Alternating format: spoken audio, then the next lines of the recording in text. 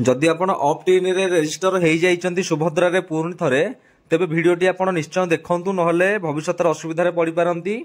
तो देखंतु ऑप्ट इन करथिबा जण लोकंकर स्टेटस चेक कले ई केवाईसी स्थिति कंप्लीट न देखै कि पेंडिंग देखौछि तो तुरंत तांकू ई केवाईसी करिया पय पड़िबो।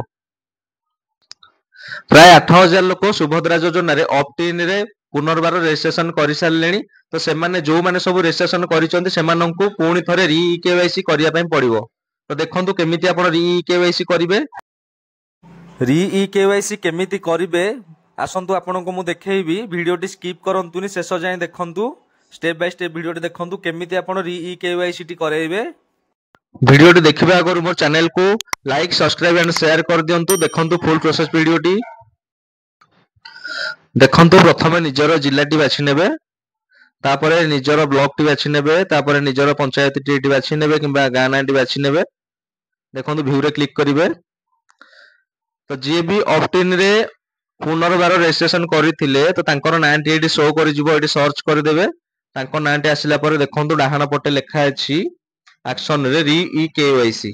तो एटी आपण री केवाईसी रे क्लिक करिवे।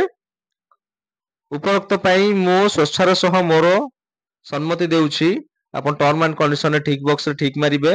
Then proceed to verify e KYC रे क्लिक करिवे। आपण फिंगर दे की करि परिबे, आखि स्कैन करि की मध्य करि परिबे। आखि स्कैन करि की करिबा। देखंतु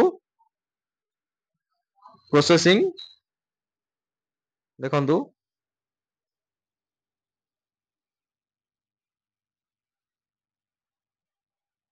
देखंतु आखिटी संपूर्ण भाव कैप्चर हला परे ई केवाईसी कंप्लीट सक्सेसफुल हो जाइछि। तो आपण तुरंत निजर ई केवाईसी करनियंतु। आखि देकी नले टिप देकी ई केवाईसी तुरंत